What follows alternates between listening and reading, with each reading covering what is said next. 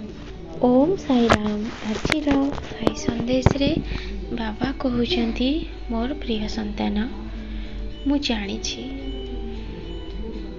तुमर सबु कष्ट मते जଣା अछि। सबु बेले तुमे मन को बहुत आघात दउछ आ सबु बेले कांदुछ। अतीत रे कोन घटी जाइछि से कथा को भाबिकी बहुत मन कष्ट करुछ आ मते कहूच बाबा से अतीतर कथा सब फेरी आसंतानी। तुमे जदि एमिति भाबिबो ताहले तुम जीवन रे केमिति आगु को जाई परिबो। गोटे जिंस सब बेले मन रखिथिबो, भगवान न चाहिले गछर पत्रटी भी हलेनी। यदि आज किछि खराब होउछि तो आगु को किछि भलो ही थिबो, सेथि लागि मन को कष्ट करनी। तुम जीवन रे मु खुशी रो आलोक भरी देबी। समस्ते शिरडी आसुछंती बोली कि तुमे बहुत मन कष्ट करूछ आ कहूछ बाबा मु कोन एते पाप करिछि। समस्ते शिरडी जाउछंती हेले मु टिके शिरडी को जाई पारुनी। तोर मानसिक तोर इच्छा निश्चिंत पूर्ण हेबो। तू मो पाखो को शिरडी आसीबो, बुझिलु। मन जमारे भी छोट करनी। तू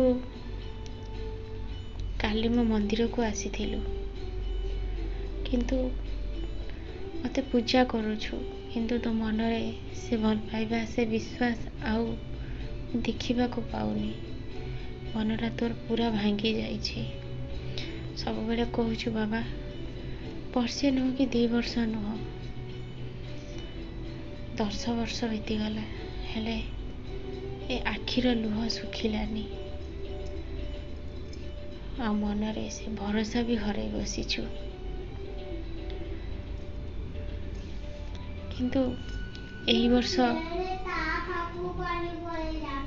तू विश्वास कर, एही वर्ष तोर सबु मानसिक सबु इच्छा पूर्ण हेबो।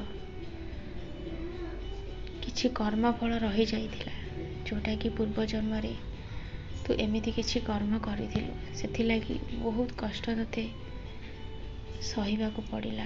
एथिरे भगवान किछि भी करि परिबेनी, किंतु तो कर्म द्वारा किछि कष्ट मु तोर काटी देइछि। तू जने साधारण मनीष आउ तो मन तो आत्मा बहुत पवित्र। तू ए जन्म रे किछि भी भूल काम करिनु, किंतु पूर्व जन्म रे किछि भूल काम जकु तू एमिति दंड पाउथिलु। एबे किंतु मु सब ठीक करि दे।